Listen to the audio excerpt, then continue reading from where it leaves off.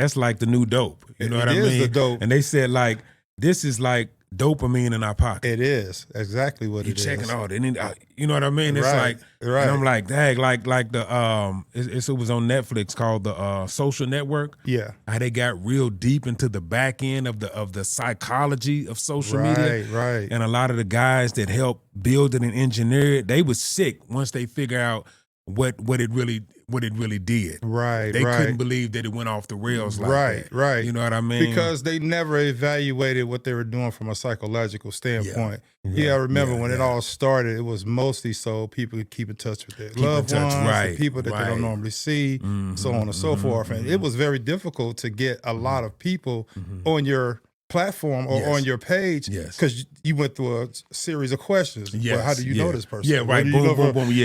Then after that, it went to just a frenzy. A whole nother thing. Now you got requests and stuff coming. Sometimes stuff just pop up. Yeah. All of a sudden I got people hacking your page and all kinds of stuff. So so it is crazy, man. I think that plays a big part into it, man. And I would say too, man, like for myself, I think you really gotta get an idea of like what is your best life for you. You know what I mean? It might be different to some people, but I think what you can't do is chase something. You can't chase the win.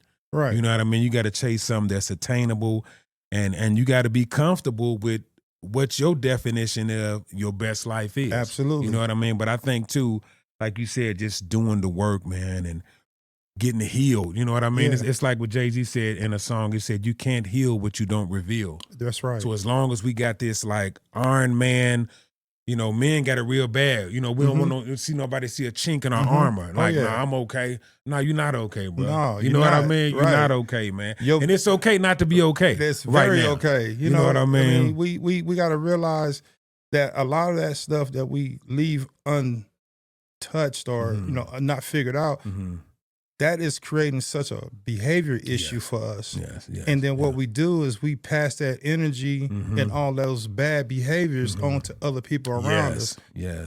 I was listening to a guy that was talking about how he measures success as far as, what we look at when we talk about wealth, or we talk about, your success in business or whatever. And he said one of the worst things you can have in this life after all of that is when you don't have people that want to be around you. Yeah. And it's like, that don't matter. It don't even matter. So you can be the most wealthiest tycoon in the world, but if you living over in a castle by yourself with cobwebs everywhere, what are you doing? It ain't gonna matter. You know what I mean? It ain't gonna matter. So that is true. That to me, that's the thing that I feel is more important than anything else. It's good to have all that stuff, but you got to make sure that internal is where it needs to be.